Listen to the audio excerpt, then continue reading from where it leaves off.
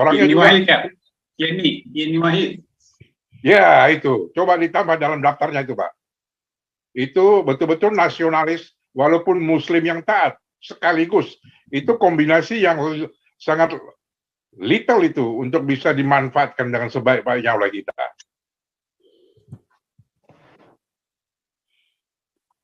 Yeni Wahid boleh itu, Yeni Wahid ya, sama ya kita memang sudah ada jejaring dengan beberapa teman itu ya. Kita memang mau supaya Galuar nggak mungkin kerja sendiri. Kita butuh jejaring ya. Betul, Pak. Inilah pukulan-pukulan dan gebrakan-gebrakan yang sudah menempatkan Galarua itu di tingkat paling atas sekarang ini. Dan itu harus kita manfaatkan terus gitu. Ya. Satu lagi Pak Santi Amer, isi Habib Kribo itu juga boleh. Waduh, itu hebat juga itu. Ya. Habib Rizik. Habib Kribo. Kribo itu loh, Habib Kribo. Oh, si Kribo. Ya, si Kribo. Habib Kribo Apega.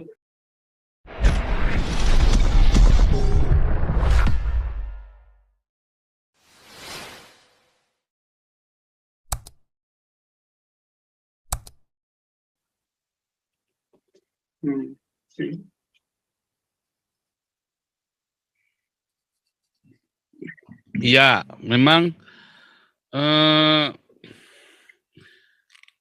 ini menjadi programnya Galarua ya, memang ke depan, karena Galarua kita sedang ada program untuk bikin podcast studio ya. Memang sekarang ini lagi dibahas terus, dimitingkan terus dengan beberapa teman dan donatur, dan juga termasuk untuk jadi kuliah Pak Tobing nanti kita nggak bikin spontan, tapi kita bikin video-video pendek kuliahnya Pak Tobing itu. Jadi waktu masuk ini Pak Tobing nggak ngajar-ngajar lagi, tapi cuma akhirnya kita bagi share, kita share video gitu ya di Galarua juga. Pak Ponto juga kita bikin podcastnya. Nah, saudara jangan lupa subscribe Galarua Pancasila ya. Galarua Pancasila bisa di share Pak Santi Amer. Bentar, saya ini soalnya ini lagi iPad-nya lagi update installment ini. Lagi install update. Pak Santi Amer bisa share ini ya, ininya Galarua, YouTube-nya Galarua supaya teman-teman subscribe semua. Yang mana itu Pak Pastor? Ini Galarua Pancasila yang baru. Bentar ya. Oh, apa Zoom-nya? Iya, enggak ininya apanya? Apanya sih namanya? Website atau apa?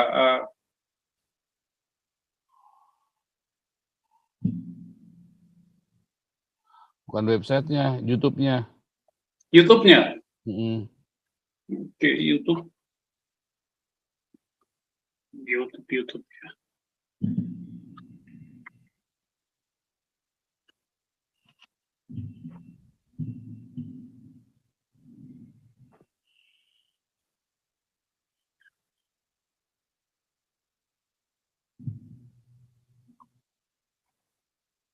Satu lagi tambahannya itu anaknya Gus Dur itu boleh juga diundang tuh. Orangnya Yeni juga Wahid ya? Yeni Wahid. ya itu. Coba ditambah dalam daftarnya itu, Pak. Itu betul-betul nasionalis walaupun muslim yang taat sekaligus. Itu kombinasi yang sangat little itu untuk bisa dimanfaatkan dengan sebaik-baiknya oleh kita.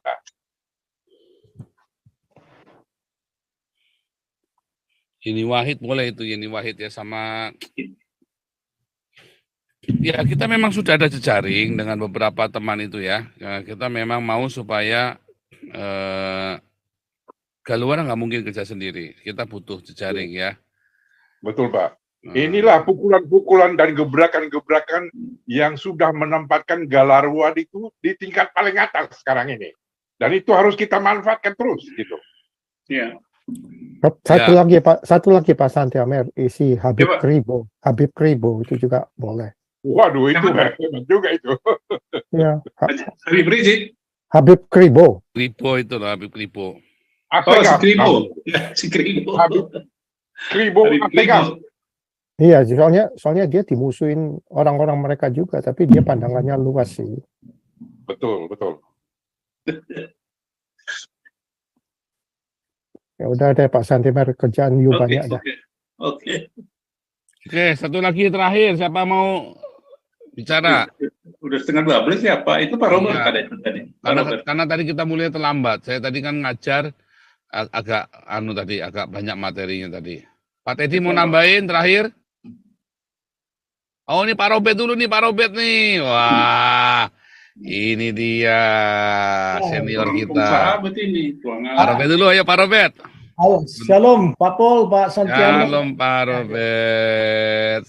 Ya, terima kasih kesempatan ini. Jadi ini topik yang hot yang selalu Pak Pol kemukakan ya. Dan kita menyikapi ini dengan tentunya pikiran yang yang luas, dan saya senang di mana kita itu orang-orang yang cukup objektif. Oleh sebab itu ada usulan untuk memunculkan juga mereka yang punya wawasan yang luas untuk menyikapi keadaan-keadaan di Indonesia. Jadi kalau saya senang dengan pandangan-pandangan daripada Islah Bahrawi ya, dia karena kalau saya meneliti dia itu ya seorang yang tadinya radikal juga karena dia berasal dari Madura, namun dia pernah di luar negeri. Jadi paradigma berpikirnya sudah berbeda dan dia mempelajari karena dalam kesaksian dia yang membantu dia dalam keadaan yang tidak berdaya waktu di Amerika karena ya kesulitan-kesulitan lah kalau masih baru, mungkin mencari pekerjaan, mungkin juga dalam kondisi ekonomi nggak ada. Jadi orang-orang Kristen yang boleh bilang dari gereja, dan dia melihat itu sebagai sesuatu bagian daripada kepedulian kemanusiaan yang mungkin tidak dikaitkan dengan keagamaan, tapi dari segi kemanusiaan, di mana ya kita selalu menunjukkan kasih sebagaimana ajaran Tuhan Yesus kepada kita semua. Dan itulah juga yang saya melihat bagaimana sebenarnya Pak Pol dan kawan-kawan untuk membantu Ustadz Agustan ini. Jadi ajaran Tuhan Yesus sebenarnya di sana kan ya kita tidak secara harafiah yang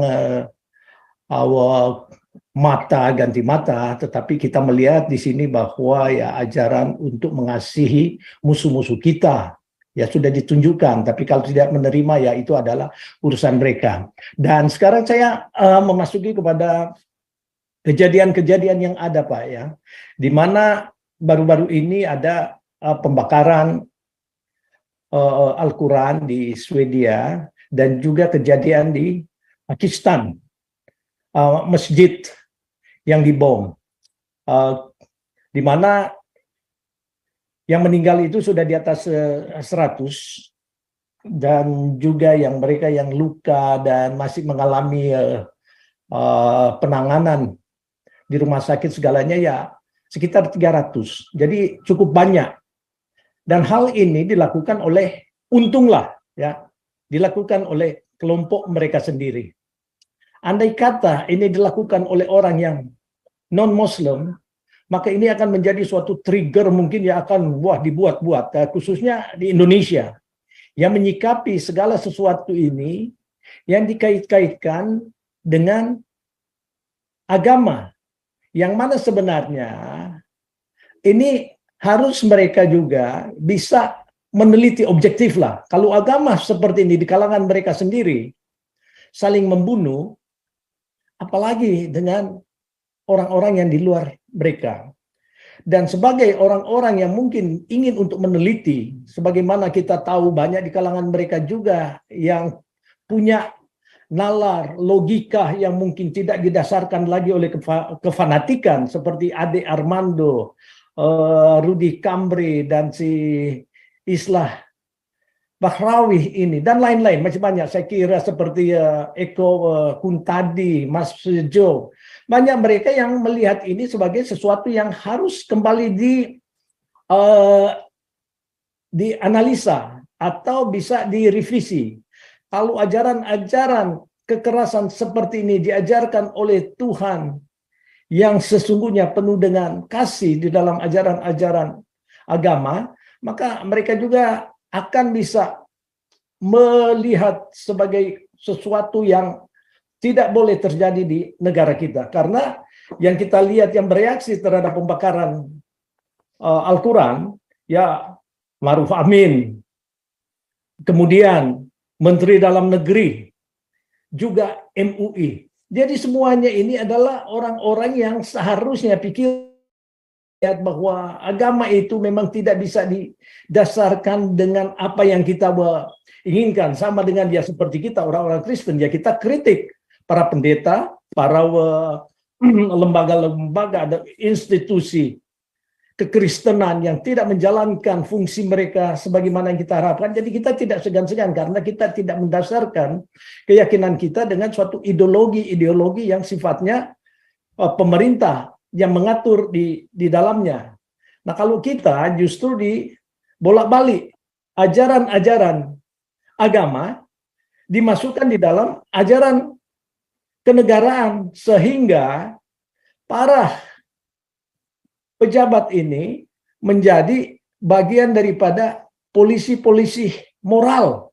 Tidak ada bedanya dengan di Iran. Mereka yang tidak senang mungkin dengan cara berpakaian, cara yang tidak sama untuk menyembah, sehingga terjadilah kotak-kotak yang menjadikan Indonesia ini kacau. Karena kita sudah diatur oleh aturan yang benar bahwa Pancasila ini harus diterapkan. Tapi ini sengaja dibuat demikian, sehingga ya itulah muncul NII, terus DI, yang sudah dilarang, FPI, HTI, demikian juga dari lembaga masyarakat, MUI. Semuanya ini mereka bertindak sebagai polisi-polisi moral. Padahal mereka sendiri tidak berakhlak. Sebagaimana Rizik Syihab menganjurkan supaya Indonesia kembali untuk menjalankan akhlak. Dia sendiri tidak berakhlak, moralnya rusak. Demikian para pejabat-pejabat yang pernah melakukan tindakan-tindakan yang tidak sesuai dengan Pancasila. Ini sebenarnya harus kita terus suarakan bersama dengan para nasionalis. Dan di sini tidak jalan karena apa? Ya, adanya kompromi-kompromi politik yang lebih mendasarkan kepada agama. Tidak lagi melihat bahwa agama ini harus lepas daripada peraturan-peraturan negara. Karena kalau ini dipaksakan, maka semua orang tidak akan bisa menyatu kalau soal ideologi. Termasuk mereka yang menganut ateis. Biarkan saja, karena ini adalah pemahaman-pemahaman yang mereka tanggung kepada Sang Pencipta. Jadi kalau ini kita bisa kembali kepada persatuan nasional, tidak perlu mengada-ngadalah dengan pembentukan partai PKS. Tujuannya apa? Menjadi bagian daripada kekuatan-kekuatan untuk menggulingkan sebenarnya negara. Karena kalau partai itu sendiri tidak didasarkan atas Pancasila atau organisasi apapun, bahwa ini suatu penyelewengan. Oleh sebab itu saya nyatakan bahwa siapa bilang MUI tidak bisa dibubarkan? Bisa, mendasarkan kepada apa yang mereka pernah lakukan. Hingga saat ini kan, mereka mensupport teroris. Mereka dinyatakan bahwa banyak sekali mereka mengirim orang-orang yang berafiliasi kepada kekuatan-kekuatan radikal. Dan demikian pembuatan-pembuatan fatwa untuk menjatuhkan orang-orang yang mereka tidak inginkan, khususnya Kristen. Kan sudah terbukti Ahok, Ma'ruf Amin sendiri membuat bahwa si Ahok harus disingkirkan. Tidak boleh berada di negara yang seharusnya ini aneh kan. Negara kita berdaulat. Hak semua sama. Chinese, Ambon, Manado, Timor, tidak ada perbedaan di sana. Cuma juga menjadi kelemahan di sini bahwa kita ini orang-orang Kristen sendiri penakut, takut bersuara, yang sering disuarakan. Nah, itu Pak yang sering saya teriakan itu, Pak. Ya, oleh sebab itu. Amin. Ya, nah kita Ya. sendiri yang kita framing sesama kita sehingga tidak menyatu dalam kekuatan ini. Padahal kita juga bisa berafiliasi dengan orang-orang nasionalis yang seperti saya sebutkan tadi. Mereka tidak setuju dengan kalau Indonesia hancur cuma gara-gara agama. Kita di satu agama dengan tuntutan-tuntutan moral. Jadi polisi moral. Bagaimana kita mengukur makanan daripada orang Manado, makan babi dan yang lain-lain itu cuma karena makan lalu kita tutup restoran yang mereka ingin mencari nafkah di sana. Jadi di sini sebenarnya dibutuhkan perjuangan-perjuangan dengan menentang ini. Kenapa ini terjadi? Ya ada pembiaran, kompromi. Ya sulitlah. Bagaimana mungkin influences daripada Ma'ruf Amin kepada Jokowi, influences daripada Anwar Abbas kepada organisasi-organisasi lain, terhadap juga kepada lembaga-lembaga pemerintahan, termasuk Menlu. Kok Menlu komentar ini? Itu udah pikir-pikir dulu. Dan coba kalau ini kejadian, masjid yang ngebom itu dari non-Islam, bukankah dunia ini sepertinya sudah, kalau mereka punya nuklir ya pasti akan dinuklir, tapi ini menunjukkan kebodohan. Makanya saya setuju dengan Gus Dur dulu. Salah satu pemikir Islam yang saya akui.